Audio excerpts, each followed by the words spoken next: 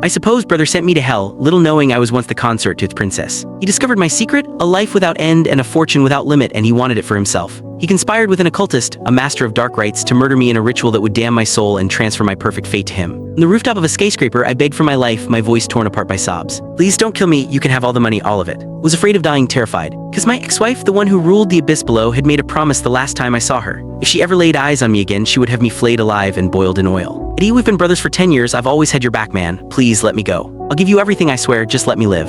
I was on my knees on the gritty concrete of the rooftop, groveling without a shred of dignity, ready to smash my forehead against the ground if it would save me. Eddie sneered, hooking my chin with the needle-sharp point of his designer shoe. I don't just want your money, Ethan, I want your endless life too. We're best friends, aren't we? What's yours is mine, and since you care so much about me, he said, his voice a venomous purr, you'll give it all to me. With a flick of his eyes, he signaled the occultist in his dark, tattered robes. The man lunged, grabbing a fistful of my hair and dragging me toward the ledge. 33 stories? Far below, a ritual circle glowed faintly on the asphalt, positioned precisely where I was meant to land. If I died on that spot, my soul would be ripped from the cycle of reincarnation, utterly annihilated. Eddie wouldn't have to worry about a vengeful ghost. He'd planned this to be absolute. The wind howled around me, a bitter, hungry sound. I scrabbled at the concrete, trying to pull back, but Eddie's greed, ignited by my secret, had become an inferno. He rushed forward, joining the occultist, and a single brutal kick sent me plummeting into the night. World dissolved into a rush of wind and screaming air. Then a sickening thud echoed in the canyon of the street, and my body exploded into a ruin of flesh and bone. When consciousness returned, I was a disembodied soul, adrift in the gray twilight of the underworld. Two spectral reapers stood over me, their hands gripping soul-forged chains thick as a man's thumb. The other end was clamped tight around my neck.